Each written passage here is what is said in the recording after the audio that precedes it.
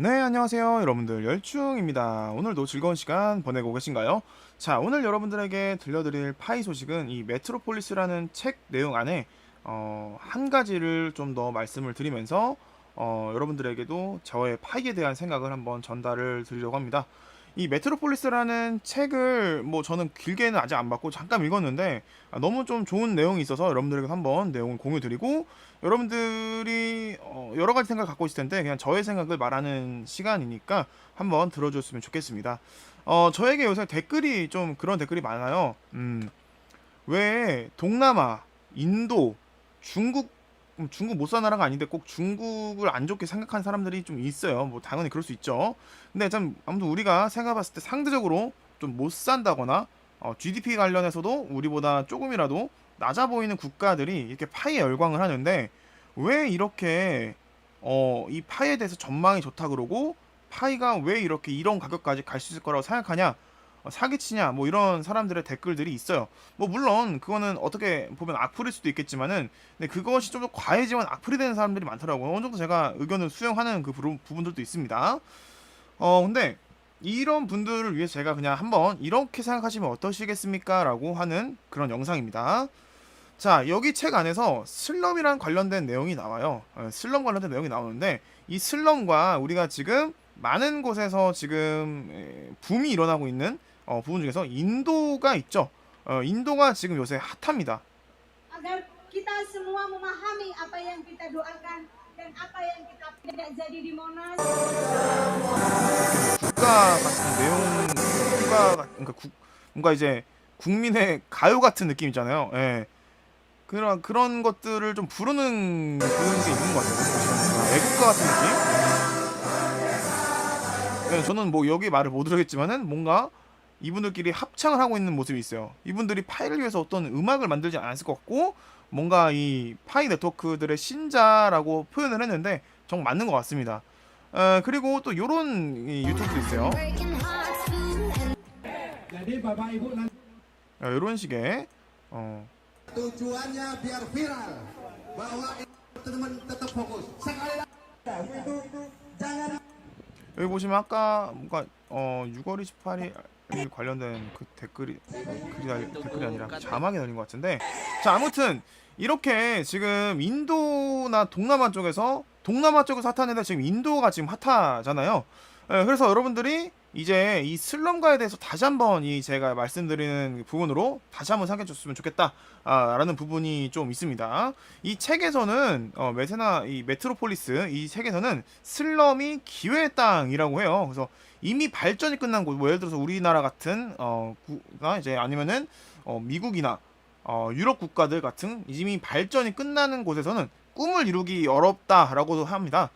그리고 생각보다 이런 슬럼처럼 규칙이나 여러 가지 정부의 그런 규제들이 없는 부분에는 뭐랄까 이 새롭게 기회들이 많이 생겨난다는 거죠. 예. 그래서 브라질의 슬럼가나 농촌에서 많은 사람들이 뭐랄까 조금이라도 어떤 변화에 있어서 이런 작은 변화들이 하나하나씩 모여서 큰 변화가 일어날 수 있다라는 그 부분이 이게 이 책에 나옵니다. 그래서 뭐 나이지리아의 한 슬럼 같은 경우에는 뭐 여러 가지 그 각각의 재활용 컴퓨터 부품을 만드는 그 각각의 사장님들이 모여서 거대한 공장을 만들고 그 거기서 또 새로운 어떤 뭐랄까 이 비즈니스 모델도 나온다고 해요. 그래서 그런 곳에서 이런 곳이죠. 이런 곳 아이고 그대로 사진이고 요런 곳들이죠. 요런 곳. 예.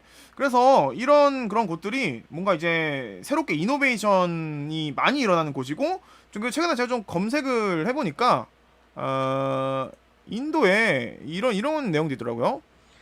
인도는 크게 발전한 대도시에서도 수백만 명의 빈민들이 몰려 사는 빈민촌을 쉽게 볼 수 있는데요. 이곳 주민들이 값싼 임대료와 노동력을 기반으로 사업에 성공해서 옷에 장식을 붙이는 일에 그러니까 이분이 이제 그러니까 뭐 여행용 가방들을 제조하는 공장, 그러니까 싼 임대료, 싼 이 노동비를 가지고 나서 여러 가지 그런 사업을 하는 거죠. 뭐 보시면요, 인도 최대 빈민촌으로 불리는 다라비 비좁은 계단을 올라가 하는 건물 2층에 최근에 의류 공장이 들어섰다. 한낮 더위 속에서 직원들은 옷에 장식을 붙이는 일이 한창이다. 라고 해서 이분이 이제 기자분이 지금 돌아다니면서 여러 가지 지금 뉴스를 저희에게 들려주시 계시는데, 공장이 많긴 한데 임대료가 싸서 비싸서 작은 공장은 이렇게 가장 적합하다. 120만 명이 몰려 사는 다라비 지역에 이 같은 소규모 공장들이 약 5천 곳이 있고요. 여기서 이제 제품들은 해외로 팔려 나간다고 합니다.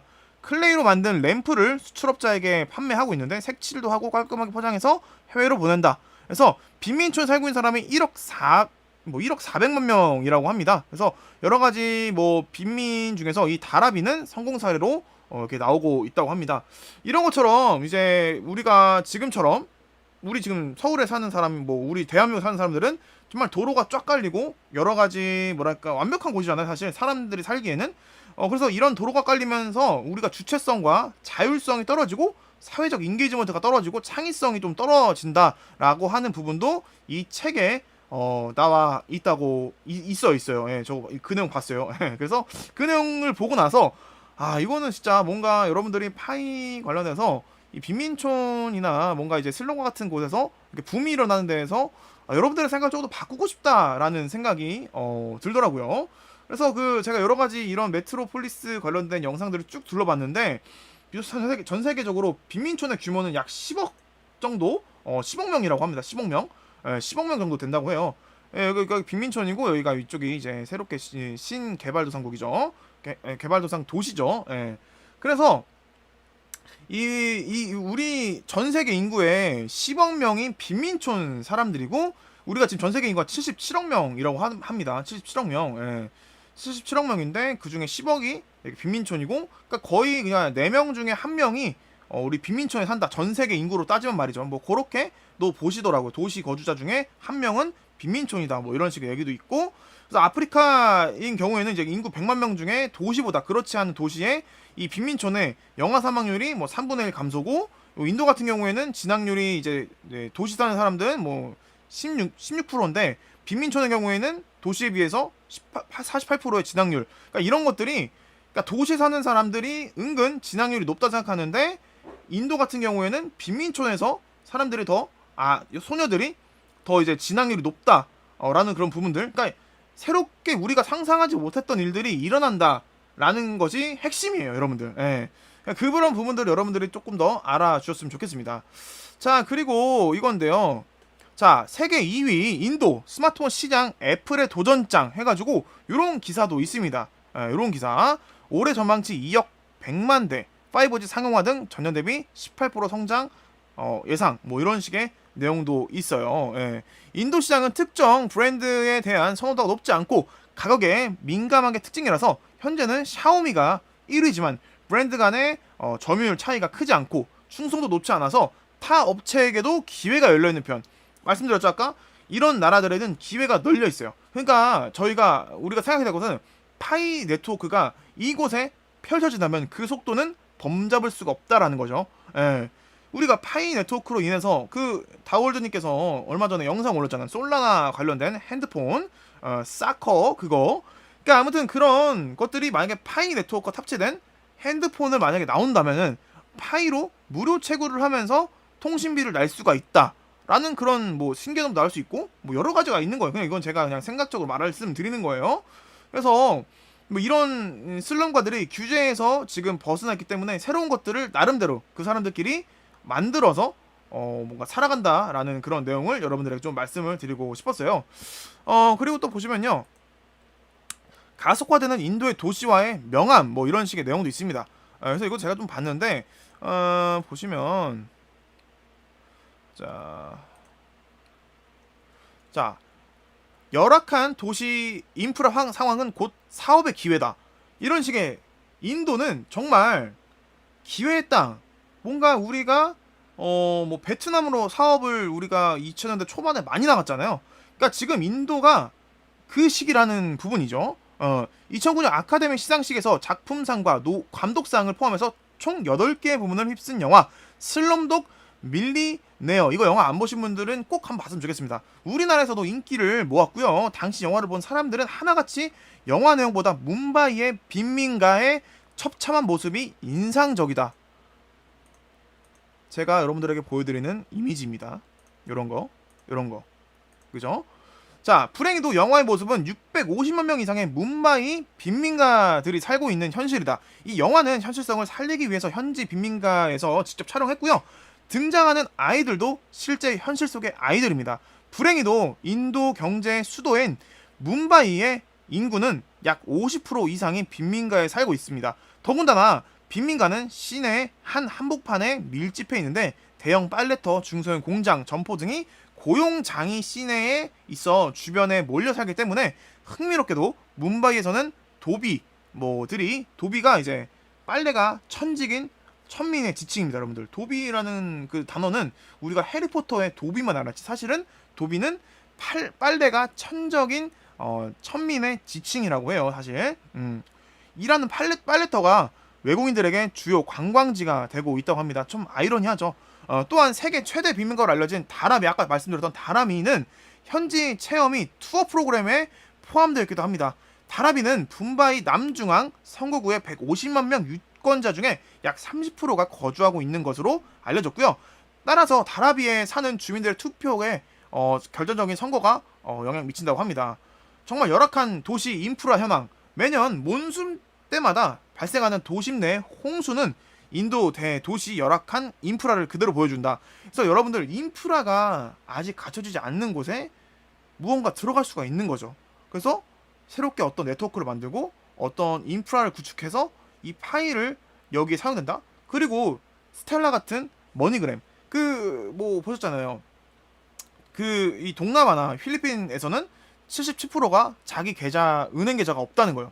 은행 계좌, 그러니까 우리가 예를 들어서 그 필리핀 같은 곳에는 GDP의 많은 퍼센트를, 필리핀에서는 GDP 많은 퍼센트를 해외에서 지금 자금이 들어온다고 하잖아요. 인도도 비슷합니다. 예.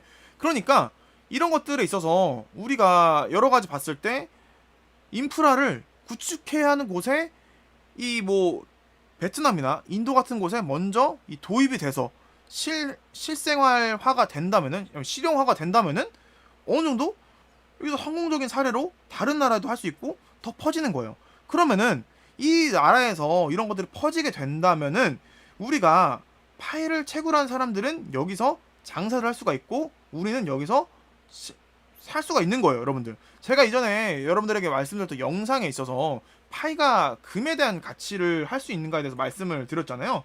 그러니까 그 부분에 있어서 우리가 이 돈이란 것은 익명성이 가장 중요하다고 말씀드렸죠. 익명성. 그 익명성에 대해서 파이가 돈에 대한 그런 부분들을 조금이라도 갖출 수 있다면은 어느 정도 이 나라에서는 현실성이 있다라고도 좀 많이 생각이 들고 있습니다. 물론 우리가 지금 생각하고 있는 메타버스 이런 것도 여기서 미리미리 나올 수가 있는 부분이 있습니다, 여러분들. 예. 그래서 지금 최근에 이제 파이투데이도 있었고, 파이투에서 나온 여러 가지 내용들, 이제 직접적으로 물물거래가 가능해진다. 물물거래가 가능해진다라는 부분들. 파이투데이 여러분들 아시죠? 여러분들 파이투데이 영상 꼭 보셔야 돼요, 여러분들. 거기에 물물 교환이 가능해진다 내용이 나와 있습니다. 근데 이제 개인 간에 이제 이거를 진짜 돈으로 사고 팔고 이런 부분에 대해서는 금지를 해놨으니까 여러분들 그거는 확실하게 해주셔야 돼요. 그래서 우리가 이제 이런 나라에서 이런 것처럼 있잖아요. 우리 88파이에 이런 거를 산다는 그런 게 아니라 물물 교환이 실제로 가능하다. 진짜 일어날 수 있다. 라는 부분이죠. 예. 우리가 이제 물건을 만약에 파는데 진짜 이제 파이 네트워크의 법률상에는 이제 서로 돈 거래는 안 되지만은 이런 재화 거래는 가능하다 싶었는데 만약에 하나라도 이런 거래가 이루어진다면은 엄청난 파장이 이루어질 것 같아요. 예. 파이가 돈에 대한 역할을 못 하겠지만 물건을 사고 팔고 할 수 있는, 바꾸고 물물교환 할 수 있는 그런 역할을 충분히 한다면은 돈도 머지 않았던 거죠, 사람들. 여기 사실적으로 보면은 돈에 대한 역할도 머지않아 가능하다는 거예요. 예. 우리가 이제 늙어서, 예전에 말씀드렸던 것처럼 이 영상에서 내가 늙어서 내 아이들이 나를 먹여 살려야 되는데 내가 하자면 파이가 있다면은 어느 곳에 살아서도 된다라는 거죠. 동남아에 가서 내가 나이가 먹어서 노후로 우리가 동남아 가서 인도 가서 지낼 수가 있다는 거예요. 우리는 파이가 익명성을 보장하기 때문에 나 자식들이 나를 안 챙겨줘도 우리가 이 파이만 있다면은 가능하다. 이 파이만 있다면은 돈이 된다. 라고 하는 거는 정말 머지않았다. 라고 말씀을 드리고 싶습니다. 또 제가 이런 생각도 해봤습니다. 이거는 저만의 그냥 생각인데 그냥 한번 여러분들도 어떤가 한번 말씀을 해주셨으면 좋겠어요. 자, 이제 사장이 월급을 파이로 준다면 기존의 실제법정 화폐를 안 써도 된다. 그래서 제가 예전에 한번 얼마 전에 올렸을 거예요. 자, 사장이 월급을 파이로 준다. 그래서 이분은 좋겠죠. 그럼 우리 돈, 우리 달러든 뭐든 안 줘도 되니까 좋죠. 그래서 이분들이 인부들에게 파이를 줘요. 그러면은 사람들은 노동으로 다들 파이를 받겠죠. 근데 이분들끼리 물건을 거래하면서 파이 시장이 활발해지고 있어요. 그러면은 이분이 파이를 채굴해놨는데 이 사람들을 월급을 주니까 파이가 떨어졌어요. 그러면은 이 사람은 다시 이 파이를 준 사람들에게 매수를 해야겠죠? 뭘로 매수하냐? 지금 현행 법상으로는 돈으로 못하니까 이 먹는 걸로 하겠죠? 먹는 거든 재화든 어떤 재화로 하겠죠? 그럼 이 재화를 이분은 이거를 딱 주고 이거를 매수하겠죠? 자, 그런데 얘는 뭘로 사냐? 얘는 이거로 산 거예요. 이걸 산 거잖아요. 그러니까 이게 나중에는 어느 순간에는 법정화폐가 되지 않을까라는 저의 생각이에요. 노동으로 벌었던 파이를 다시 팔게 된다. 어느 순간 실제 파이가 되지 않을까라는 저의 생각을 여러분들에게 전달드리면서 이번 영상은 좀 마치겠습니다. 예. 제가 여러분들에게 어떤 생각을 좀 더 전해드리고자 이렇게 좀 만들었는데, 제가 좀 역사에 제가 관심이 많습니다. 역사에 관심이 많은데 이런 내용들도 여러분들에게 한번 전달을 해드리면은 좀 더 우리가 파이를 바라보는 거에서 좀 풍부하게 좀 바라볼 수 있지 않을까 싶습니다. 저는 중세에 관심이 많습니다. 뒤에 보시면 이거는 저기 다들 아실 거예요. 뭘까요 이거? 베르사유입니다. 베르사유. 예. 그 프랑스 루이 14세가 만든 궁전, 그죠? 루이 14세. 예? 루이 14세. 루이 14세 하면은 베르사유. 절대왕정 시대 베르사유. 저는 이 중세 시대의 역사를 상당히 좋아해서 이런 관련된 영화들을 상당히 많이 봅니다. 예. 뭐 레미제라블도 많이 보고 많이 봤고, 그러니까 저는 이제 넷플릭스에서 그 이 베르사유라고 하는 영화, 이 넷플릭스에서 이제 릭스 루이 14세랑 관련된 베르사유라고 있어요. 이게 있는데 정말 재밌습니다. 예, 좀 야해요. 근데 야하기도 한데 재밌어요. 혹시라도 중세에 관심이 있다면은 베르사유를 꼭 한번 보셨으면 좋겠습니다. 자, 우리가 이제 파이를 웹3에 관련된 코인이다라고 말할 시기가 얼마 남지 않았다고 생각합니다. 여러분들 오늘도 파이코인 열심히 채굴하시고요. 즐거운 주말 보내셨으면 좋겠습니다. 항상 여러분들 구독, 좋아요, 좋은 말씀 항상 감사하겠고요. 여기까지 열중입니다.